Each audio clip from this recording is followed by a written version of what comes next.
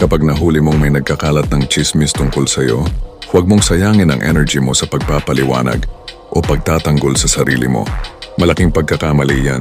Kapag nag-deny ka, lalo ka lang nagmumukhang guilty at defensive.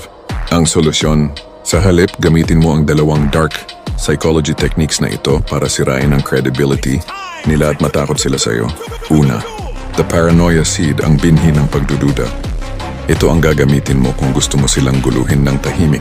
Bago ang lahat, kung proud ka sa lugar nyo, i-comment mo sa ibaba kung saan ka nanonood ngayon para malaman ko kung saan umabot ang video na ito. Ang gagawin, huwag mo silang komprontahin ng galit. Gulatin mo sila gamit ang isang sikreto. Lapitan mo siya kapag mag-isa lang siya. Ilapit mo ang mukha mo at ibulong mo ito ng seryoso. Ang sasabihin, nakarating sa akin yung kwentong kinalat mo tungkol sa akin. In fairness, ang creative ha. Pero sa susunod, mag-ingat ka sa mga pinagkukwentuhan mo. Hindi mo alam kung sino sa kanila ang tapat talaga sa akin. Ang epekto, pagkatapos ngumiti ka lang at umalis, mababaliw sila kakaisip.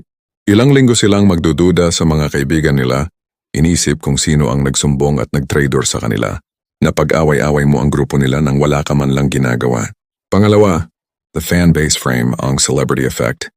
Ito naman ang gamitin mo kung hayagan o open ang paninira nila, lalo na kung nasa harap kayo ng ibang tao.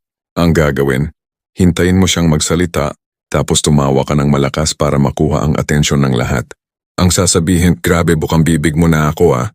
Iniisip ko tuloy baka naman in love ka na sa akin. Ganyan baka boring ang sarili mong buhay? Ang epekto, sa ganitong paraan ang dating ng paninira niya ay nagiging obsession, hindi ka na biktima.